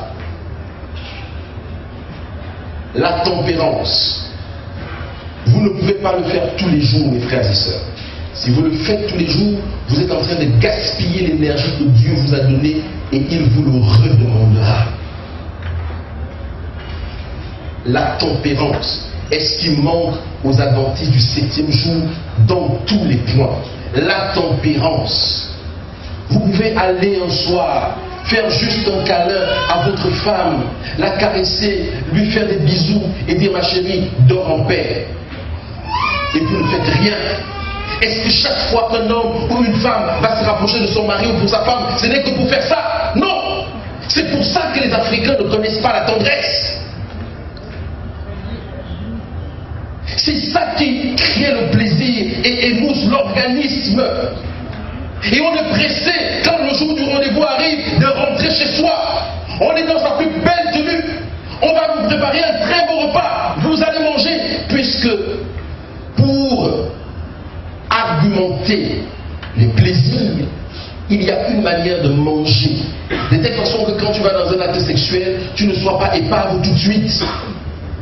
Mais il y a des gens, et c'est d'ailleurs le rythme, qui mangent. Impossible de faire 3 coups de rein. Non, il y a une manière de manger. Il y a des choses spécifiques qu'il faut manger quand vous faites ça. La tempérance. Et la parole de dire, la loi de Dieu qui autorise la sexualité n'est pas contre ces choses-là. La loi n'est pas comment? Le Saint-Esprit voudrait nous dire ce soir que nous l'avons profondément attristé. Je n'ai pas pu tout développer. Mais si votre pasteur m'en accorde du temps prochainement, je vais partir dans les détails les plus profonds. Et comme je l'ai dit, je vous conseille de lire Conseil à la sexualité, à l'adultère et au divorce. Lire également le livre réservé aux femmes pour les hommes et réservé aux hommes pour les femmes. Si notre sexualité n'est pas sanctifiée, nous ne pourrons voir Dieu, car Dieu dit qu'il soit un. Comme toi et moi, nous sommes comment? Un. Et que nous soyons en eux. Et eux comment? En nous. Qu'est-ce que Dieu est en train de dire? Que la Trinité vit dans une espèce de sexualité fusionnelle. L'un dans l'autre. C'est une métaphore, c'est vrai. Mais c'est ce que Dieu veut que nous soyons. L'un dans l'autre. Une dernière chose. Nous avons beaucoup de problèmes sexuels aussi parce que nous n'avons pas respecté le plan de Dieu. Normalement, il ne devrait pas y exister pour les enfants de Dieu des déviances et des dépravations. Pourquoi? Parce que Dieu a toujours voulu qu'on arrive dans la sexualité, merci, étant innocent. C'est-à-dire qu'un homme, un jeune homme qui n'a jamais connu de femme et une jeune femme qui n'a jamais connu d'homme, qu'est-ce qu'ils vont faire ensemble? Ils vont apprendre, n'est-ce pas? Donc du coup, pour eux, puisqu'ils ne connaissent que ça, il n'y aura pas d'éjaculation précoce, il n'y aura pas de ceci, puisqu'ils vont grandir ensemble et fusionner et se découvrir. Le problème, c'est que comme nous avons appris les plaisirs babyloniens, nous les ramenons dans le foyer et nous voulons être satisfaits de la même manière que Babylone nous a appris à nous satisfaire. Voilà pourquoi aujourd'hui, vous devez amener parents, vos enfants à la virginité jusqu'à l'âge du mariage, homme comme femme. Amen. Il le faut. Parce que sinon, Dieu ne trouvera pas un peuple prêt à nous recevoir. Parce qu'ils sont déjà troués par le vin de Babylone. Que le Seigneur nous garde et que la paix soit avec vous, mes frères. J'espère nous avoir aidés par l'Esprit de Dieu. Si je n'ai pas pu dire des choses, je m'en excuse. Mais regardez l'Esprit, mes frères. Regardez l'Esprit. Il est capable de nous apprendre à pratiquer ces choses-là dans le bon sens. Amen. Amen.